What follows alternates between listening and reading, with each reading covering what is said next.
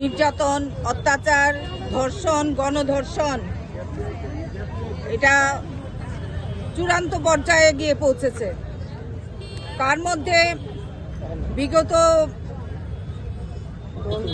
10ই June আপনারা দেখেছেন Santiniketan medical কলেজে কর্মরত যে যুবতী মনীষা দাস নৃশংসভাবে খুন হয়েছে এবং তাকে ফাঁসিতে ঝোলানো হয়েছে। আমাদের আরক্ষা দপ্তরের লোকজন এবং মহিলা কমিশনের চেয়ারপারসন তথা বিজেপির মহিলা কমিশনের চেয়ারপারসন বলবো আমি, কারণ উনি কোনো রকম তদন্ত ছাড়াই এটাকে নিছক আত্মহত্যা বলে চালিয়ে দেওয়ার চেষ্টা করেছেন। এটা কার স্বার্থে?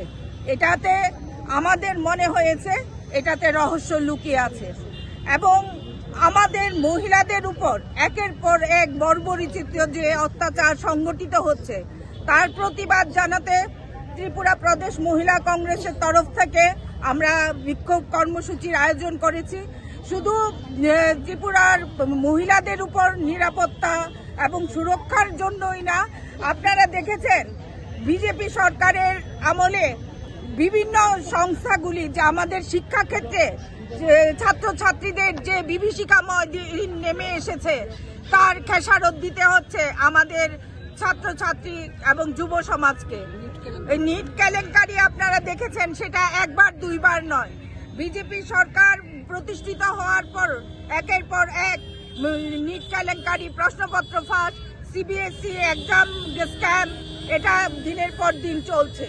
তা বিজেপি সরকারের আমলে কোনো সংস্থাই ঠিকভাবে কাজ করছে না এবং মানুষের যে স্বপ্ন, যে ছাত্রছাত্রীদের যে স্বপ্ন ছিল তারা আগামী দিন দেশের সেবার কাজে নিযুক্ত হবে, তাদের এই কেলেঙ্কারির মাধ্যমে নিট পরীক্ষার প্রশ্নপত্র ফাঁসের মাধ্যমে তাদের সেই স্বপ্নকে ধূলিসাৎ করে দিয়েছে এই বিজেপি সরকার।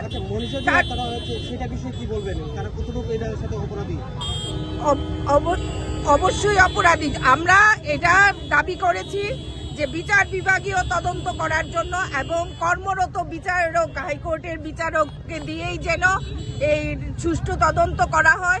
কারণ এর পূর্বে আপনারা দেখেছেন আমাদের মাননীয় মুখ্যমন্ত্রী ঘোষণা করেছে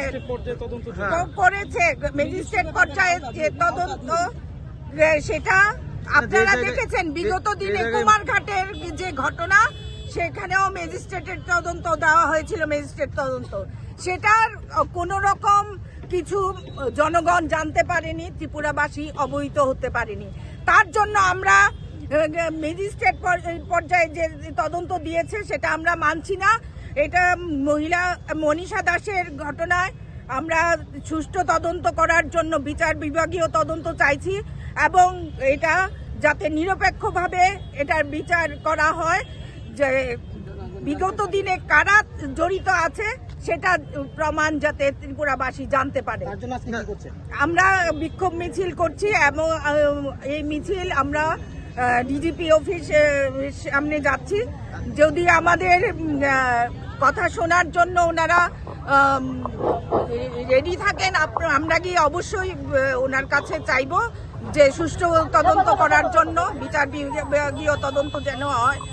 আর এটা না দিলে আমরা বৃহত্তর আন্দোলনে নামছি।